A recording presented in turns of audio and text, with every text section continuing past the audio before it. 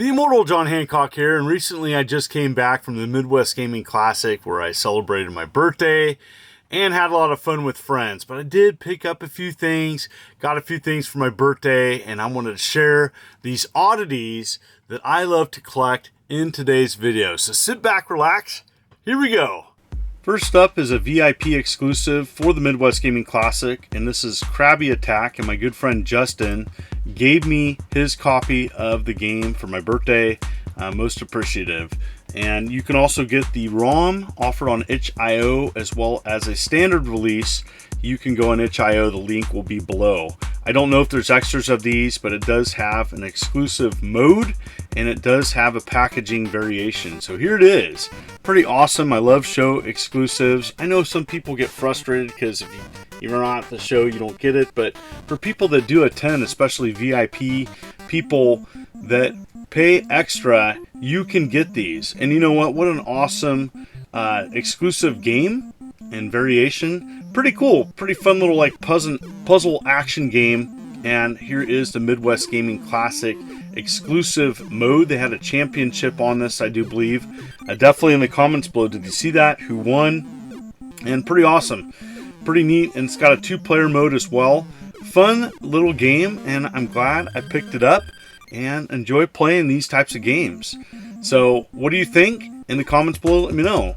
Next up is Count Vecula, and Count Vecula is offered by Sean Kelly. He does a lot of Vectrex exclusives, and he is known for his multi-cart for Vectrex. And so you can pick this up. The link will be in the description below, and he offers many other games. This is one of the newer games he's offering, and pretty cool. It comes with an overlay as well as instruction manual. It looks absolutely fantastic. Reasonably priced too, under $60. So look at that color overlay. Pretty sweet. Anyways, pretty simple game, but I want to show what it looks like. And so firing up my Vectrex with a new aftermarket game, heck yes. So I'm going to turn it on. My Vectrex is in really good shape. I've had it a long time. It doesn't have a lot of wear on it. You know, some people who are Vectrex collectors, you know what, there's so many great games to play. You know, I really like to fire up my Vectrex every now and then. That looks cool. So it's kind of a simple classic shooter in which you have different rooms and you have to go in sequential order. And you have to avoid the count or bats. You can hit them, but yeah, you're supposed to hit the numbers 1 through 9 and avoid you know, the count or bat above. Anyways, if you hit it out of order, your shot gets deflected. You have to pull back on the stick and then hitting an action button, release it. And so yeah, it's pretty cool. I actually enjoyed this game quite a bit. Next up was a Midwest Gaming Classic exclusive, Professor Moriarty. And you know what, there were some other exclusives there too, but I just got the Jaguar one. Came with collector coin and numbered. Pretty awesome.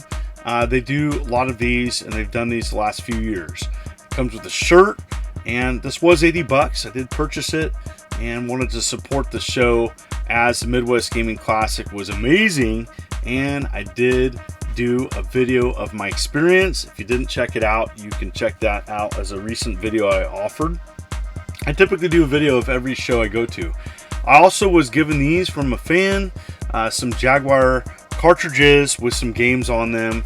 I know what's on them, but in the comments below, take a guess. Take a guess what you think are on these good games to play. I'm not familiar with this puzzle platformer, but you know what? It was a Amiga game, and it was nice that there was information about the company in the manual. And so yeah, it's got an interesting control scheme. It does talk about that in the manual, where you have to press over and an action button. You can throw out wrenches to either pause or disable enemies or destroy them. They do respawn. You know what? I wanted to just check this out. It was a little bit, took a little bit to check out the control scheme, but once I figured that out, I actually enjoyed it more than I thought. I didn't know what I was going to think of this, but I wanted to support the show and did pick one up. One of the 2 cartridges that was given to me from a fan was Empire Strikes Back, and this does have some control options using an Amiga or Atari ST mouse. There is voice in this, And so pretty awesome to see this release. You know, I'm a huge Empire Strikes Back fan. I did cover this on my channel, a complete and boxed copy that I got long ago, but wanted to show this as, you know, this is a good player, and, you know, this is a good example of what some of the ST ports transitioned over to the Atari Jaguar look like and play like, and with the different control options. That's awesome. Here's R-Type, and again, another excellent port. And in the comments below, if you know about the changes from the actual ST to the Jaguar, let me know.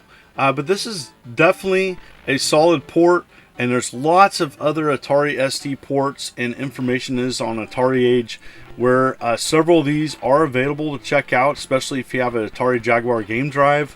That's where many people enjoy playing these. Also, heads up, my Jaguar version of Block'em Sock'em is free to download, and you can just play it in Big P emulator. I am pursuing a Intellivision set of 125 original releases, and there was a pretty rare game at the show, Learning Fun 1. Now, this is not a player, this is a late educational release by INTV Corporation. INTV Funhouse is a great website for more information, and wanted to show this. I did not pay the sticker price. I was working with a vendor, and we did partial trade in cash. And so, you know what? I've been looking for this for a long time. I did not want to pursue it in box, but I got a good deal. And you know what? I'm happy to be down to 3 games for the Intellivision original set. I'm not going for all complete, but you know, I found this in box, as many of my games are complete. Well, here's the actual game. It's Math Master or Factor Fun. 1 or 2 players. Does have a nice title screen. I'm not going to show a ton of this game, as you know what, it's not a player.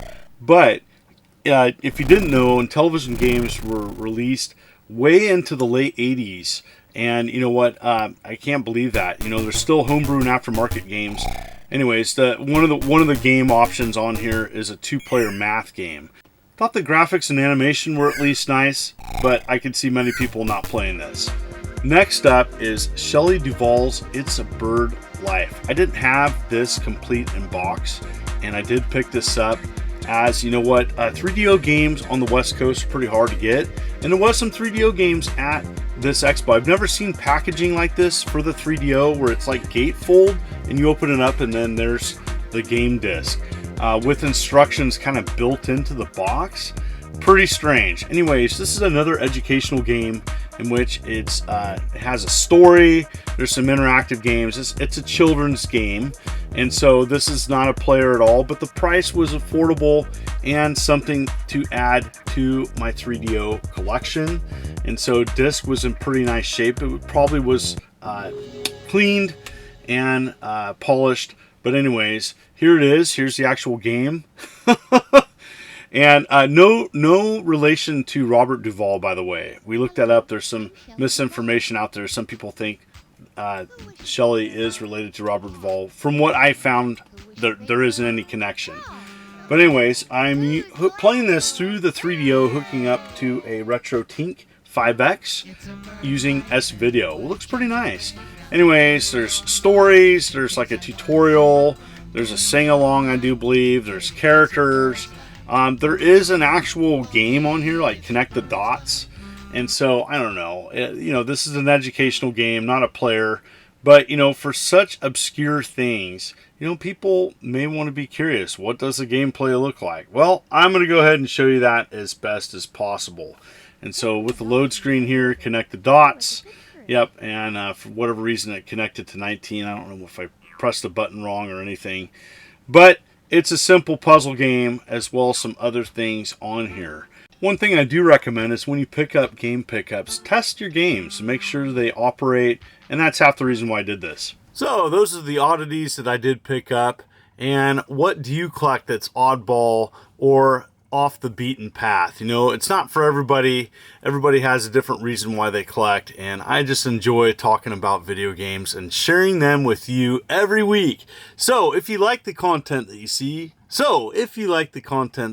consider hitting that like and subscribe button and clicking the bell as I'm uploading videos every week. You folks are wonderful and beautiful. Let's keep it positive. This is the Immortal John Hancock, and you take care.